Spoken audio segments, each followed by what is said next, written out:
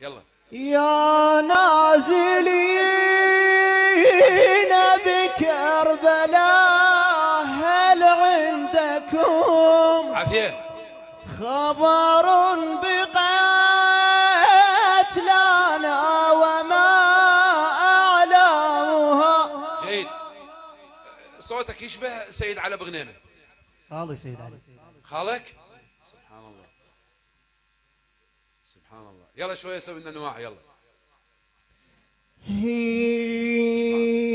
ارحمي عيوني التهل بويا. عافية. ايه ان شاء الله همات بعد اضبط من خالك ان شاء الله. بارك الله بيك. يلا. ارحمي عيوني التهل بويا. ليش نايم على الرمل بويا؟ انا رقية انا رقية. الخيمة يا ما انت بيها حلو. بيا ما ظل واهس صدرك متراب اشوفه عليه ياهو الدايس. بيمينك 4 أصابع وين راح الخميس؟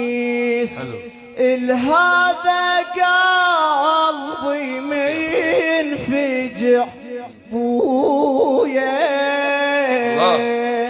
ليش يصيب عكمي ينقطع بويا؟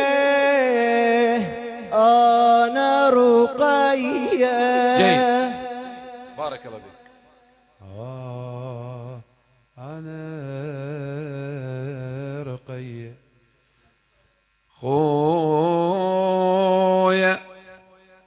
خويا تعبت من الدوار عليك. زينب سلام الله عليها بعد أن هدأت الخيول طلعت تخم على الحسين تقول له خويا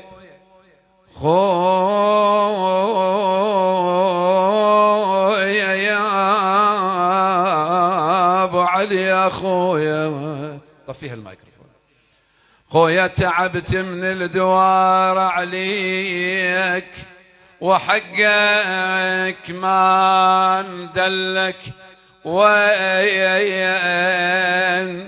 خويا شق اللوم والجثث 70 خويا كلهم عالوجه مجفين.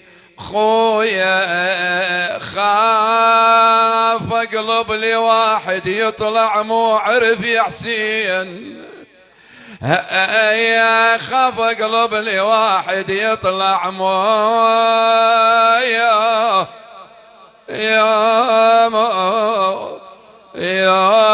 عريف يا حسين. زحمة امرأة بوسط الرجال تقلب بالموتى. الله أكبر.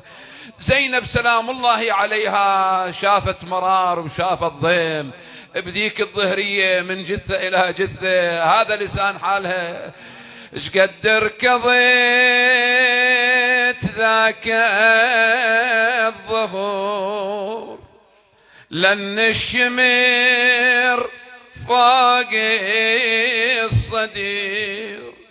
يا ريت ياخذني القبور ولا اشوف اخوي شلونه ولا اشوف اخوي شلونه. والجمات يا قاع الطف الجلاعه. الله اكبر. والله يا قاع الطايف الجلاعه. والجمات الجميت لجمه ولا جمايات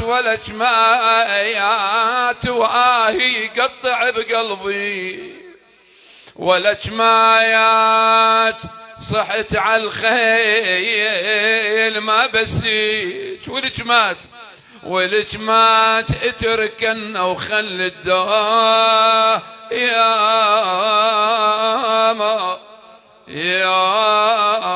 سبي.